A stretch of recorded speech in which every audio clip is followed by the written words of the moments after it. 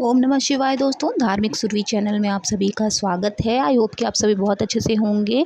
इस साल हल छठ, जिसे हर छठ, ललई छठ कई नामों से जाना जाता है। तो इस साल जो हर छठ है वो 24 अगस्त को रखा जाएगा।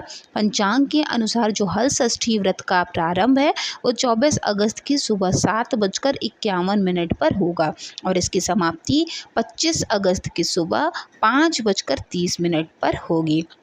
हल छठ की पूजा जो सामग्री होती है उसमें भैंस का दूध लिया जाता है। गाय के दूध का कुछ भी इस्तेमाल नहीं होता है। तो भैंस का दूध, भैंस के ही दूध का घी, दही और गोबर चाहिए होता है। महुए का फूल, फूल और पत्ते, ज्वार की दानी, एपण, मिट्टी के छोटे कुल्हड़, देवली छेवली, तालाब में उगा हुआ चावल, भुना हुआ चना, घी में भुना हुआ महुआ, लाल चंदन, मिट्टी का दीपक, 7 प्रकार के साबुत अनाज, धान का लाजा, हल्दी, नया वस्त्र, जनेऊ और कुशा। हल छठ व्रत में सुबह जल्दी उठकर स्नान करने के बाद व्रत का संकल्प लें। आमतौर पर यह व्रत पुत्रवती स्त्रियां ही करती हैं। इस दिन माताएं अपने पुत्रों की रक्षा और अच्छे भविष्य और स्वास्थ्य की कामना के लिए व्रत रखती हैं। ऐसा करने से उन्हें संतान से मिलने वाली और जो भी उन्होंने भविष्य में उनके लिए सुख सोचा होता है, हर कामना पूरी होती है। इस व्रत में बलराम जी के साथ साथ हल की भी पूजा की जाती है। कहते हैं इस दिन हल के द्वारा बोया हुआ अन्न और सब्जियां नहीं खानी चाहिए और इस दिन भैंस के दूध का ही इस्तेमाल किया जाता है। यह व्रत निराहार रखने का विधान है। व्रत की विधि: पूजा के बाद महिलाएं भैंस के दूध से बनी दही और महुआ के पलाश के पत्ते पर, दही और महुआ के जो पत्ते होते हैं उसमें तिलनी का चावल रखकर उसका भोजन ग्रहण करती है। इस तरह से व्रत का समापन होता है। कहते हैं इस व्रत को करने से धन और ऐश्वर्य की प्राप्ति होती है। तो सबसे पहले क्या करना है, हल छठ वाले दिन सुबह जल्दी उठकर महुए से दातून की, महुआ का जो स्टेम होगा, जो लकड़ी होती है उससे दांत साफ़ करना चाहिए या फिर आप एक साफ ब्रश रखकर उससे भी मंजन कर सकती हैं। इसके बाद नहा धोकर व्रत का संकल्प लेना चाहिए। पूजा घर में भैंस के दूध से ही आप चाहें तो लड्डू गोपाल की या श्रीहरि के किसी भी स्वरूप का जो है आप स्नान भी करा सकती हैं और भैंस के गोबर से दीवार पर छठ माता का चित्र बना लेना चाहिए। साथ ही हल, सप्तऋषि, पशु, किसान का भी चित्र बनाएं। इसके बाद ऐपण से इन सभी की पूजा की जाती है। ऐपण जिसे कहते हैं, चावल और हल्दी को पीसकर उसका एक लेपन बनाया जाता है। फिर चौकी पर एक कलश रखिए। इसके बाद भगवान गणेश और माता पार्वती की प्रतिमा को स्थापित करें, उनका विधि विधान पूजा करें। इसके बाद एक मिट्टी के कुल्हड़ में ज्वार की दानी और महुआ भरें। इसके बाद एक मटकी में दिवली छिवली रखें। फिर हल छठ माता का ध्यान करते हुए उनकी पूजा करें। इसके बाद कुल्हड़ और मटकी की विधि विधान पूजा करें। फिर 7 तरह के अनाज, जिसे सतअंजा कहते हैं, जैसे कि गेहूँ, मक्का, जौ, अरहर, मूंग और धान, ये सब आपको चढ़ाना होता है। इसके बाद धूल के साथ भुने हुए चने चढ़ाएं। फिर आभूषण और हल्दी से रंगा हुआ वस्त्र भी चढ़ाएं। आभूषण का मतलब है जो आप माला भगवान को पहनाते हैं, वो माला ज़रूर पहनाइए, पीले रंग का हो तो अति उत्तम है। फिर भैंस के दूध से बने मक्खन से हवन किया जाता है। अंत में छठ माता की कथा पढ़नी चाहिए और माता पार्वती की आरती करके पूजा को संपन्न करना चाहिए।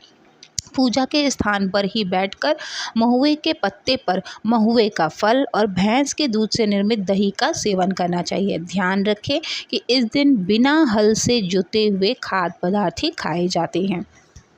इसकी कथा को भी सुनना चाहिए। पौराणिक कथा के अनुसार एक ग्वालिन गर्भवती थी। उसका प्रसव काल, मतलब बेबी जो है वो बहुत जल्दी होने वाला था, लेकिन जो दूध और दही, क्योंकि वो ग्वालिन थी, दूध और दही उसके यहाँ हुआ करता था, तो दूध और दही उसका ख़राब ना हो जाए तो इसलिए वो उसको बेचने के लिए चल दी।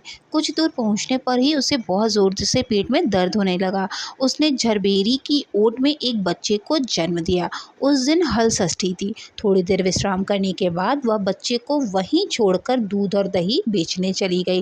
गाय भैंस के मिश्रित दूध को केवल भैंस का दूध बताकर उसने गांव वालों को ठग लिया।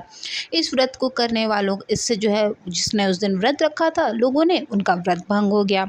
इस पाप के कारण झरबेरी के नीचे स्थित पड़े उसके बच्चे को किसान का हल लग गया। दुखी किसान ने झरबेरी के कांटों से ही बच्चे के चीरे हुए पेट में टाके लगाए और चला गया। ग्वालिन लौटी तो बच्चे की ऐसी दशा देखकर उसने अपना पाप याद आ गया। उसने तत्काल प्रायश्चित किया और गांव में घूम घूम कर अपनी जो उसने ठग किया था, धोखा दिया था, वो बात सबसे कबूल ली और खुद को मिली सज़ा के बारे में सबको बताया कि उसका जो बच्चा है किसान के हल से उसका पेट फट गया है और किसान ने ही उसको ऐसे तैसे करके सिल दिया है।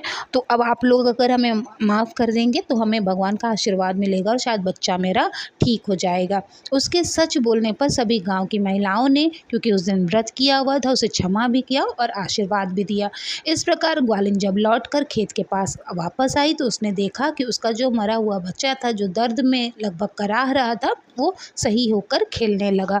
तब से छठी के दिन हल छठ को मनाया जाता है। जो भाद्रपद की छठी तिथि आती है उसको जो है हल छठ के रूप में मनाया जाता है।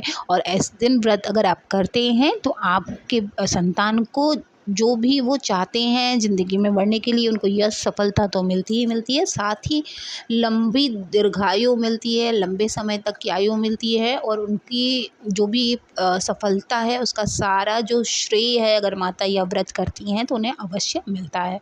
तो बहुत छोटी सी कथा है इसकी, लेकिन पूजा का महत्व तो बहुत ज़्यादा है।